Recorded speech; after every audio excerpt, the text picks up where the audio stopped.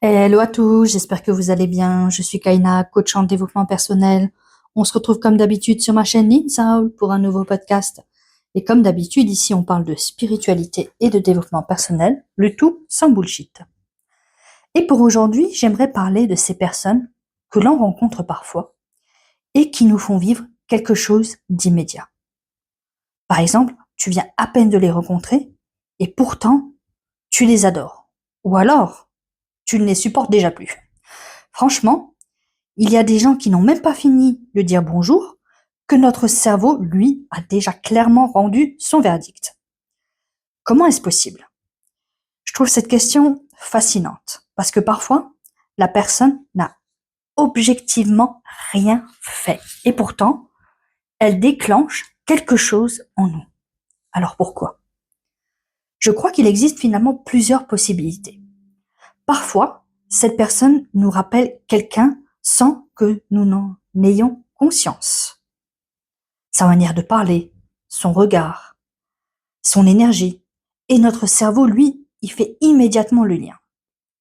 Parfois aussi, elle incarne une qualité que nous admirons, ou au contraire, quelque chose que nous refusons de voir chez nous. Et là, j'avoue, ça pique un peu. Tu sais, cette personne très libre, qui ose dire ce qu'elle pense et qui nous agace profondément. Peut-être parce qu'au fond, une partie de nous aimerait avoir ce courage. Ou cette personne très calme, qui ne se justifie jamais et qui nous déstabilise. Parce que nous avons toujours eu besoin, nous, de nous expliquer. Je ne suis pas en train de dire que tout est un effet miroir. Ce serait beaucoup trop simpliste. Certaines personnes sont simplement irrespectueuses et clairement, il n'y a rien de spirituel là-dedans. Mais parfois, notre réaction est beaucoup plus forte que la situation elle-même. Et là, ça mérite peut-être qu'on s'interroge. Franchement, imagine si notre système nerveux pourrait finalement parler. Tu rencontres quelqu'un et il te dit immédiatement « Attention, cette personne vient d'appuyer sur un dossier que nous n'avons toujours pas classé depuis 2014. » Le problème, ce n'est pas toujours la personne, c'est parfois le dossier. Et bonne nouvelle, c'est que finalement, quand on soigne le dossier en question, eh bien certaines personnes cessent de nous déclencher autant.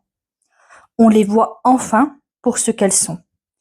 Ni des monstres, ni des sauveurs, juste des êtres humains. Alors aujourd'hui, la prochaine fois que quelqu'un déclenche une émotion très forte chez toi, avant de réagir immédiatement, pose-toi simplement cette question. Qu'est-ce que cette personne vient réveiller en moi? Peut-être que la réponse parlera davantage de toi que d'elle.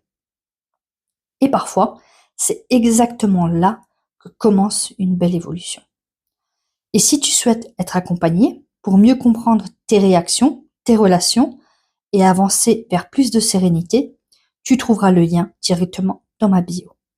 Et rappelle-toi, les personnes que nous rencontrons ne révèlent pas toujours qui elles sont.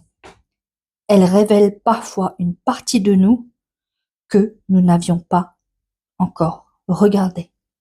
Et si ce type de podcast te plaît, n'hésite pas à t'abonner à ma chaîne, à mettre un j'aime, un commentaire et à la partager. Et en attendant, je te souhaite une excellente journée.